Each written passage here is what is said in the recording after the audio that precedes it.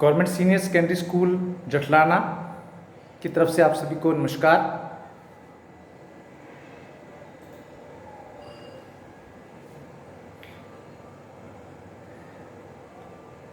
आज 12वीं कक्षा की पुस्तक का नाम स्वतंत्र भारत में राजनीति, इसका 5वां अध्याय हमने शुरू किया हुआ है। आज इसका तीसरा 5वां अध्याय जिसका नाम कांग्रेस प्रणाली, चुनौतियां और पुनर्स्थापना, इसका थर्ड पार्ट आज हम करने जा रहे हैं। इससे पहले हम 2 पार्ट कर चुके हैं। आज लास्ट वाला पार्ट है, इसमें भी 2 प्रश्न हैं जिनको आपने देखना है। आज का हमारा प्रश्न है 1971 का 5वां आम चुनाव और कांग्रेस की पुनर्स्थापना। अगर आप देख रहे हैं, पुनर्स्थापना का मतलब है फिर से स्थापना।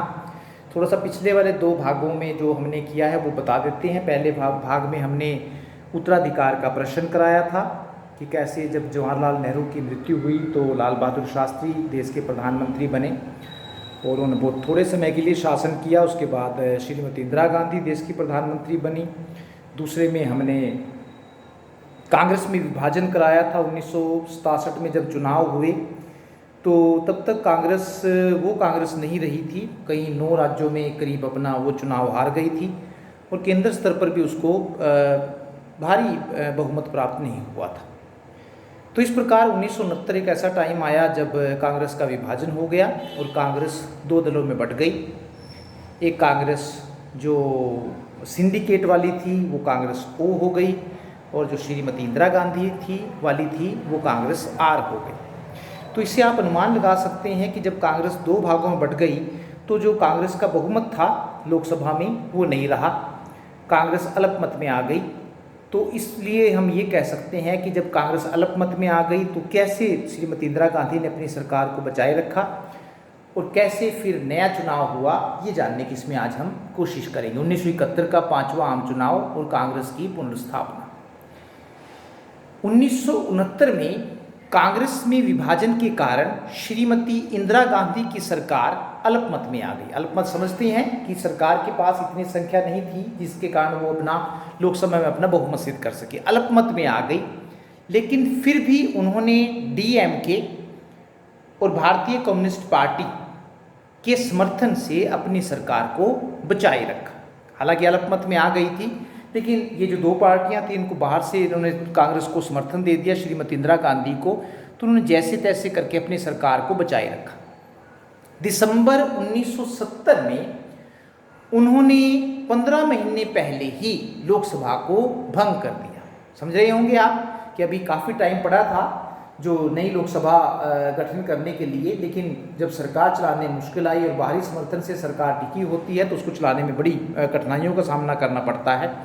तो दिसंबर 1970 में श्रीमती इंदिरा गांधी ने 15 महीने पहले ही लोकसभा को भंग कर दिया और नए चुनाव करवाने की घोषणा कर दी दिसंबर में। इन चुनाव में असली मुकाबला श्रीमती इंदिरा गांधी की कांग्रेस आर और सिंडिकेट की कांग्रेस ओ के बीच में। तो जो नए चुनाव होने वाले थे 1971 में, उनमें जो असली मुकाबला था वास्तव में ये सिद्ध करके दिखाना था कि असली कांग्रेस कौन सी है। श्रीमती इंदिरा गांधी वाली कांग्रेस आर जो थी वो असली कांग्रेस है, या फिर सिंडिकेट के नेतृत्व वाली जिसको हम कांग्रेस ओ कहते हैं वो वाली असली कांग्रेस थी।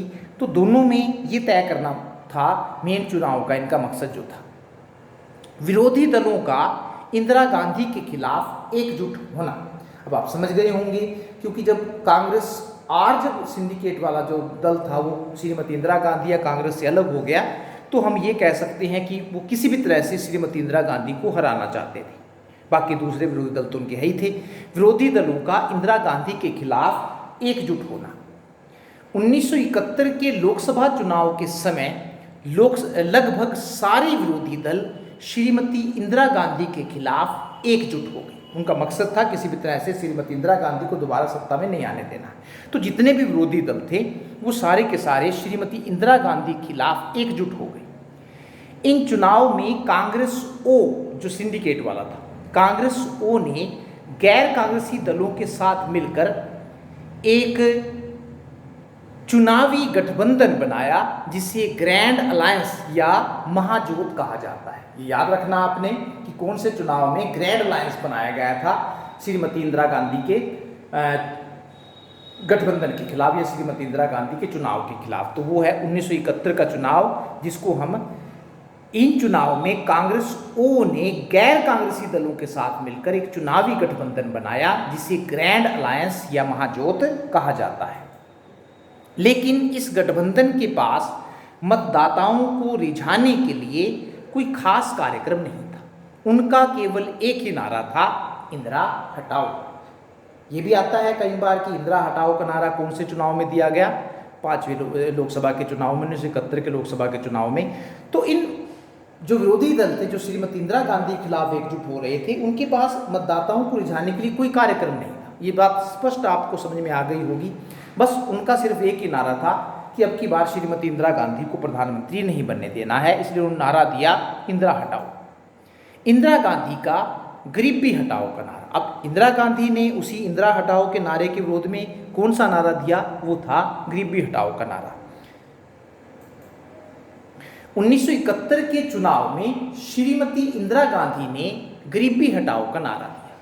उन्होंने कहा कि रोटी, मकान और नौकरी, तीन चीजें, रोटी, मकान और नौकरी, रोटी, कपड़ा और मकान नहीं, रोटी, मकान और नौकरी सभी की मौलिक ज़रूरतें हैं और ये ज़रूरतें तभी पूरी हो सकती हैं जब गरीबी को हटाया जाएगा। तो एक नया नारा दिया उन्होंने, गरीबी हटाओ, और इसके लिए उन्होंने एक कार्यक्रम भी बताया, बिल्कुल स्पष्ट कार्यक्रम बताया कि कैसे गरीबी को हटाया जाएगा, जब लोगों को रोटी दी जाएगी, मकान दिया जाएगा और नौकरी दी जाएगी।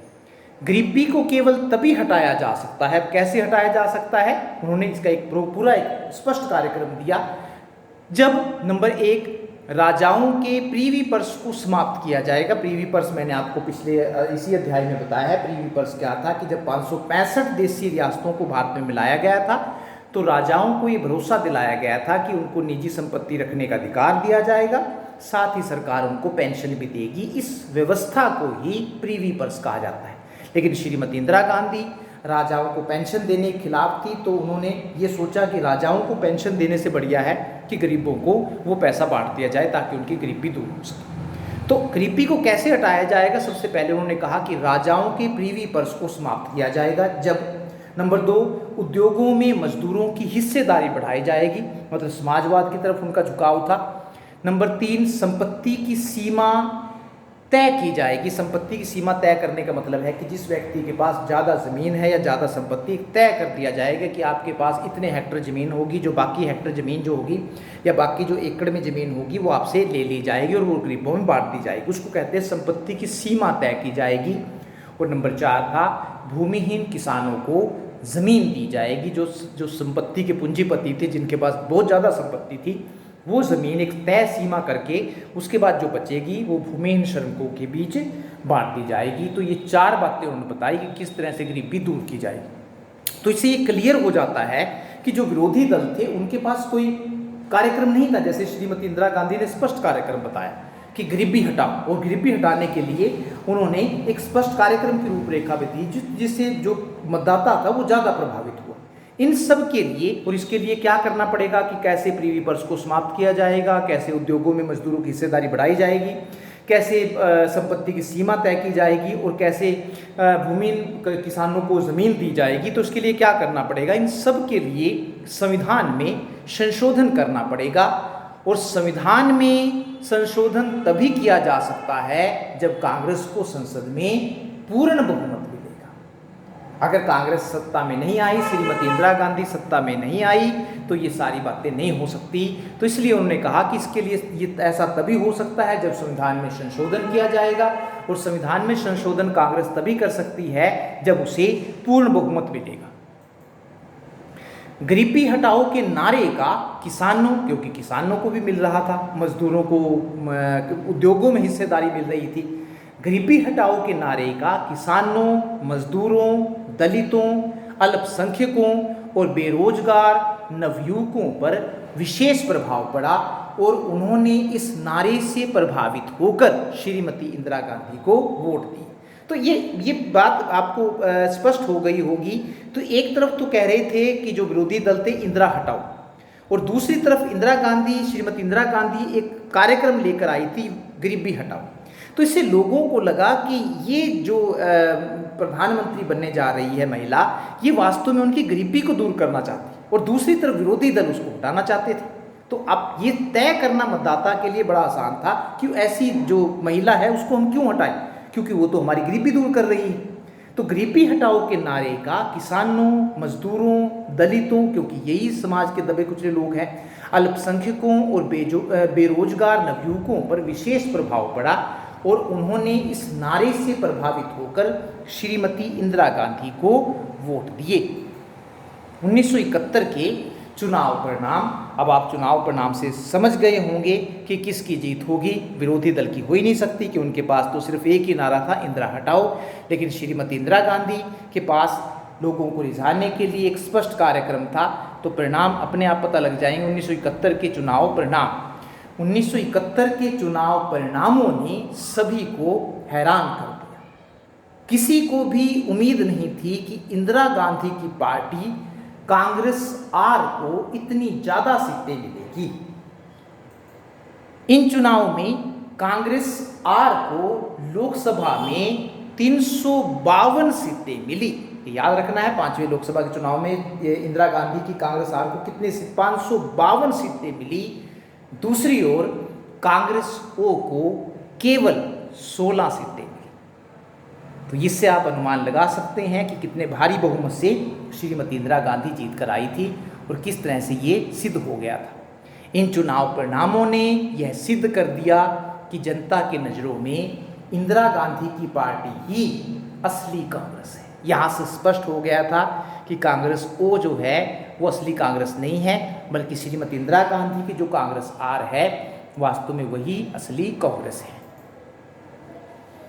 ये आप चित्र देख रहे हैं, अगर आप देख रहे हैं अच्छी तरह से, पहले, दूसरे और तीसरे जो नंबर हैं, पहले पर भी अगर आप देखें श्रीमती इंदिरा गांधी है, दूसरे पर भी इंदिरा गांधी है और तीसरे पर भी श्रीमती इंदिरा गांधी है। दूसरी तरफ आप ये कार्टून जो देख रहे हैं उसमें सारे के सारे,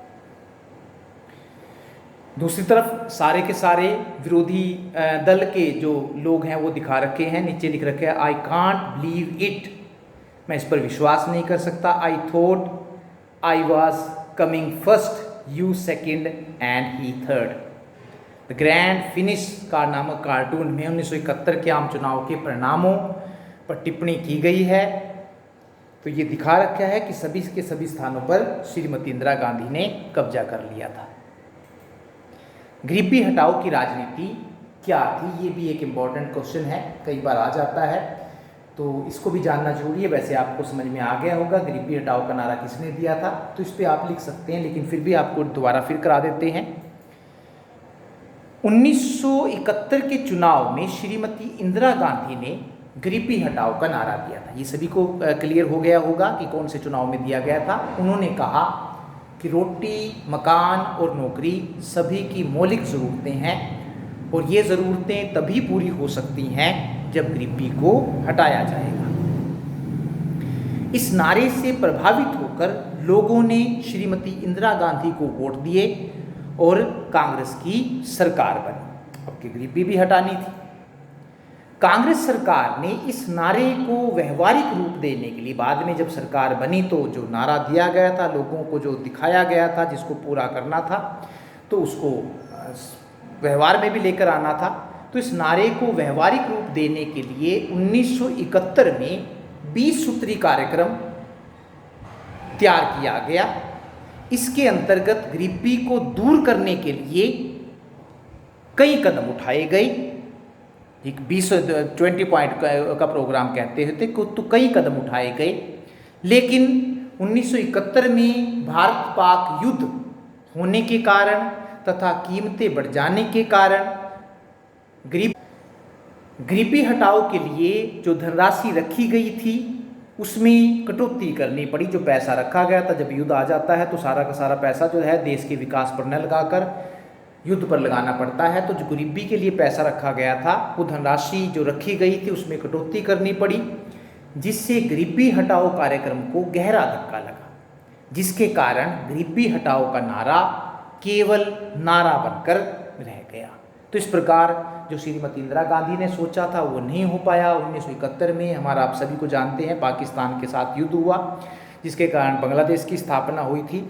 और ये अगले वाले चैप्टर में हम आपको बताएंगे। तो जो गरीबी हटाओ का नारा था, जिसके लिए जो सरकार ने लागू करना था, जिसके लिए जो धनराशि निर्धारित की गई थी, वो पूरा नहीं हो पाया और गरीबी हटाओ का नारा सिर्फ नारा बनकर रह गया। कांग्रेस प्रणाली के पुनर्स्थापन से आप क्या समझते हैं?